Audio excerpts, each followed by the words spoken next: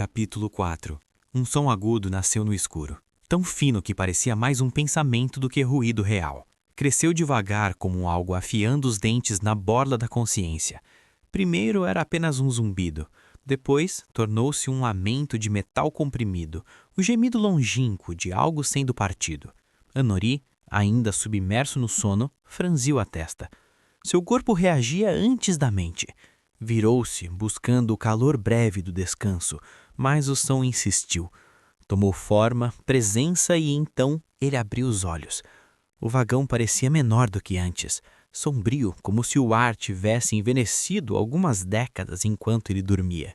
Piscou, sentou-se devagar e os sussurros, porque agora eram sussurros, o acompanharam.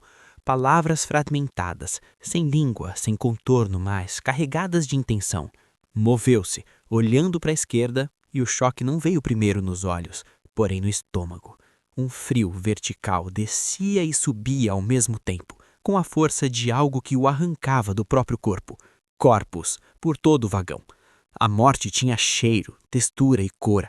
Amontoados como objetos descartados, rasgados, decapitados, abertos como portas que não deveriam existir. Cabeças esmagadas, ossos expostos como raízes arrancadas de um solo doente. O sangue escorria pelas paredes devagar, ensaiando sua própria queda. Puta que pariu!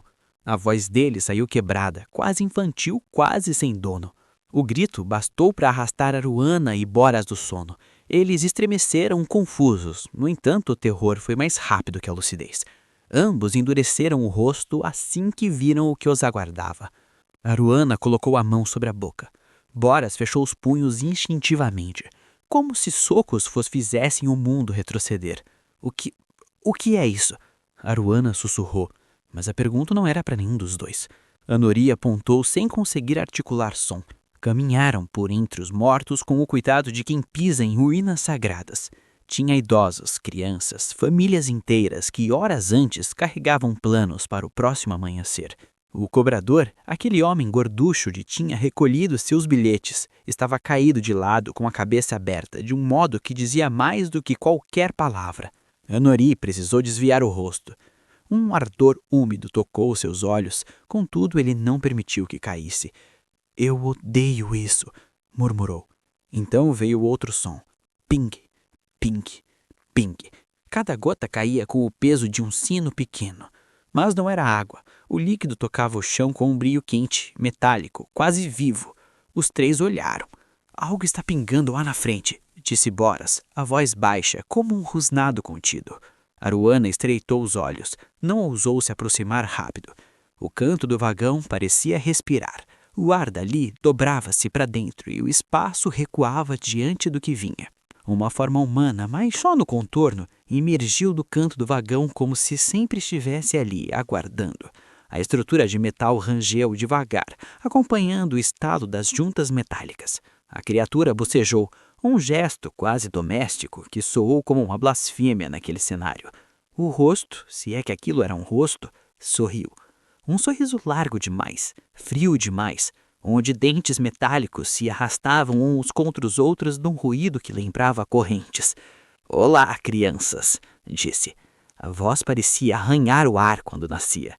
O nome veio de Boras carregado de desgosto. "House, o que você está fazendo aqui? Por que isso?" Apontou para os corpos sem olhar diretamente para eles. House ergueu os ombros em um gesto quase preguiçoso. Tossiu sangue e logo depois recompôs-se, recusando-se a reconhecer o ocorrido. "Impressão, Boras. Primeiras impressões importam", sorriu mais. Aruana deu um passo à frente. Os punhos tremiam de fúria. "Você é um desgraçado." "Ah, garotinha", inclinou a cabeça. "Tão previsível." Ele caminhou lateralmente pela lateral do vagão como se a gravidade fosse uma opinião. Fundiu-se ao metal, desapareceu por um instante, reapareceu no teto, depois caiu com o chão como uma peça que se desprende de uma máquina antiga. "Se eu ainda fosse funcionário da GM, não poderia estar aqui. Regras idiotas. Funcionários não fazem estudos em funcionários. Onde está a graça nisso?" Aruana trincou os dentes. Boras não respondeu. Estava tentando calcular possibilidades e ao mesmo tempo não tinha nenhuma. Nori respirou fundo e, pela primeira vez, encarou House diretamente. Acho que você escolheu o trem errado. Ele fala, debochou House. Eu não quero matar vocês. Sério, não agora. Só preciso de você, garoto. É pelo bem maior, pelo bem da ciência, pelo bem do mundo. Você perdeu a sanidade, respondeu Boras. Sanidade é um luxo, gritou House. Aruana não esperou mais. A eletricidade correu de seus ombros ao punho. Era luz viva, feita de raiva. Ela avançou. No entanto, House se moveu com uma fluidez impossível. Não rápida, mas inevitável, parecendo já saber onde ela estaria antes mesmo de ela decidir. O impacto soou quase uma sentença. Aruana voou para trás, atingindo o chão com a força. O ar pareceu suspender por um segundo, espantado, como se o mundo esquecesse como funcionava. Nori congelou.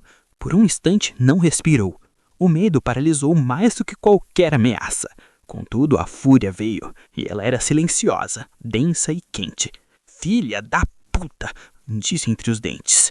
Boras correu até Aruana, ajoelhou-se, encostou 2 dedos no pescoço dela. Ela está viva, garantiu baixo. House desburbum com o astubício. Drama demais, nem foi tão forte assim. A luta que veio depois não foi luta, foi massacre. House se dissolvia no metal, reaparecia atrás deles, movia-se parecendo fazer parte do vagão. Boras mal teve peito de virar o rosto antes de receber o chute que o lançou para fora do trem. O som da colisão metálica ecoou no vagão como um trovão. Nori tentou correr até a abertura, mas não conseguiu. Um vagão estremeceu sob seus pés.